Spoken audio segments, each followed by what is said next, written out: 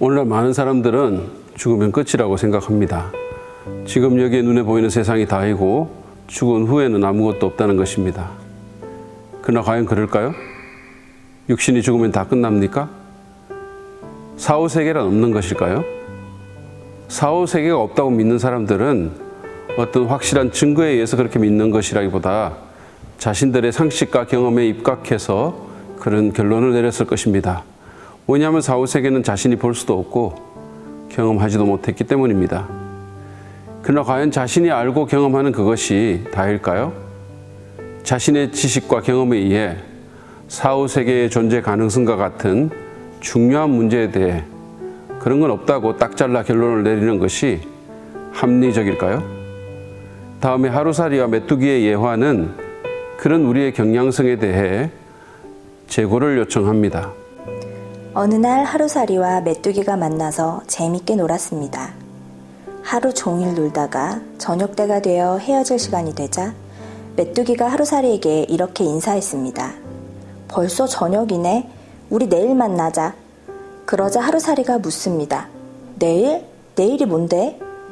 하루살이는 내일을 이해할 수 없습니다. 하루살이에게는 오늘이 전부이기 때문입니다. 다음 날 하루살이는 더 이상 보이지 않았습니다. 메뚜기는 심심해서 이제 옆에 있는 개구리와 놀기 시작했습니다. 그렇게 한 계절이 지나고 날이 추워지자 개구리가 메뚜기에게 말했습니다. 메뚜기야, 우리 내년에 다시 만나 놀자. 내년? 내년이 뭔데? 메뚜기는 내년을 이해하지 못합니다. 1년만 살기 때문입니다. 우리 인간도 같은 이치로 사후세계를 알지도 이해하지도 못합니다. 그러나 우리가 알지 못하고 경험하지 못했다고 해서 없는 것은 아닙니다.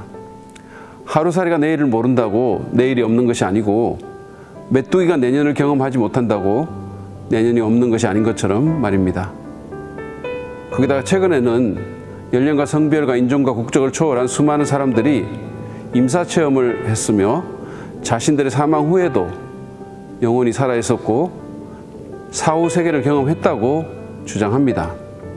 미국 루이지아나주 호마에서 방사선 종양학과 전문의로 활동하는 제프리 롱이라는 사람은 10년간 1300명의 임사체험자를 연구한 후에 죽음 이후라는 책을 썼는데 거기서 그는 사후세계의 증거를 9가지로 정리해서 제시하기도 합니다.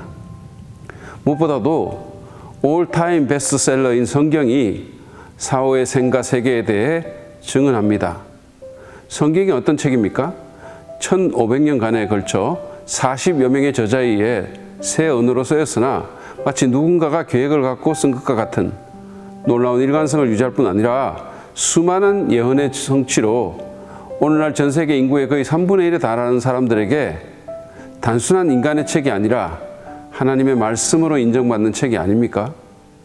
그 성경이 죽음이 다가 아니라 사후에도 인간은 살아있고 어디에서 살게 될 건지를 결정하는 심판을 받을 것이라고 분명히 말씀합니다.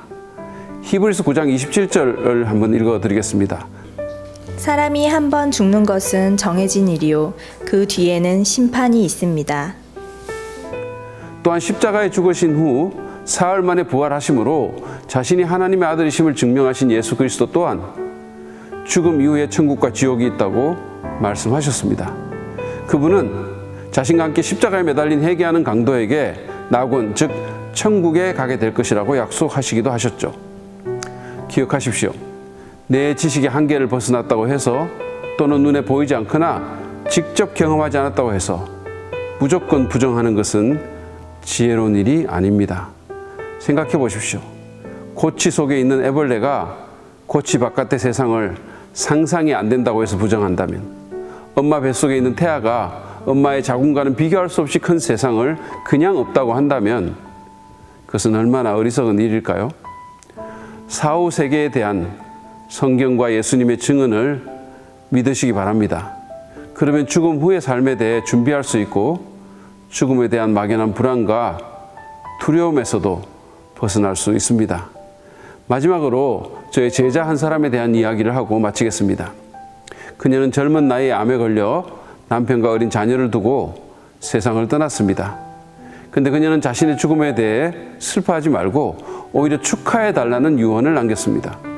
생애 마지막 때에 죽음을 앞두고 병원에 입원해 있었을 때 위로하기 위해 병문안을 간 사람들은 한결같이 그녀의 평온함에 깊은 인상을 받았고 위로와 격려를 주기보다 오히려 더 받고 나오는 경험을 하였습니다. 왜냐하면 죽음이 끝이 아니고 자신이 더 좋은 곳으로 가는 것을 분명히 확신하기 때문이라는 것이었습니다. 그래서 그녀는 자신의 장례식에 사람들이 가장 예쁜 옷을 입고 와서 풍선을 날리며 자신의 천국 입성을 기뻐하고 경축해 달라고 하였고, 남편과 가족들 그리고 교회의 성도들이 그녀의 유언대로 그렇게 특별한 장례식을 치루었습니다. 여러분도 사후세계를 믿고 이에 대해 준비함으로써 제 제자와 같이 죽음도 어떻게 할 수 없는 그런 인생을 사시기를 바랍니다. 오늘은 이것으로 마치겠습니다. 오늘 내용이 도움이 되셨다면 구독과 좋아요를 눌러주십시오. 대단히 감사합니다.